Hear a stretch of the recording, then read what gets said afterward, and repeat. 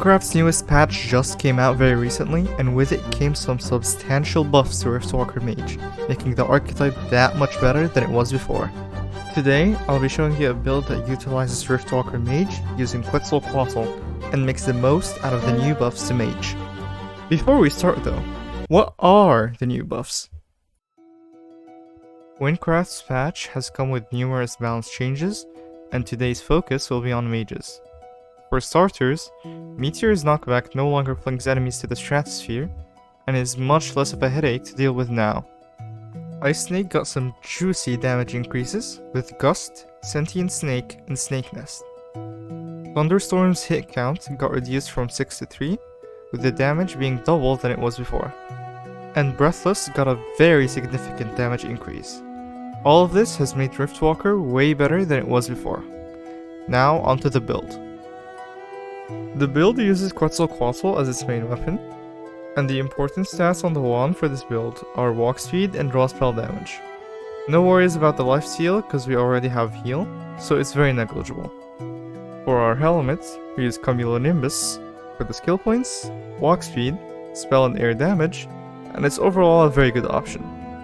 The chestplate, we use Conduit of Spirit, as it gives us -5 spell costs on Ice Snake and Meteor, some mana sustain, and very nice damage boosts. For the leggings, we use Dark Shroud. It gives an insane boost to skill points and has some nice walk speed as well.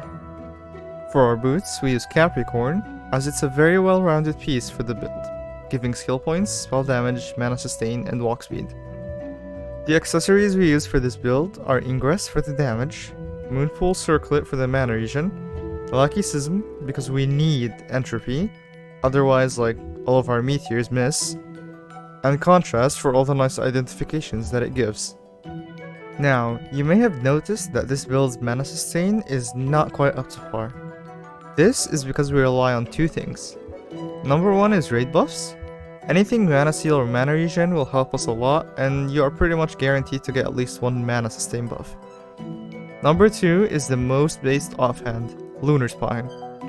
Lunar Spine basically allows us to fill our entire mana bar when it's used properly. To use it correctly, hotkey to Lunar Spine, left click to cast the main attack, and hotkey back to your main wand.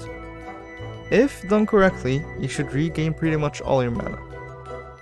The cycle for this build is Meteor Ice Snake, with main attacks in between spells. You can also cycle Meteor Ice Snake depending on how much mana sustain you have, and if you need some extra DPS, for example. One note that I wanted to mention, to kite Greg with ease, you need to use Speed Surges, which are bought from a merchant after finishing the Feathers Fly Part 2. It's basically an archer speed boost in the form of a consumable, and it's very handy. But yeah, that's about it for this video. I hope you guys enjoyed, let me know what you think, and thank you for watching.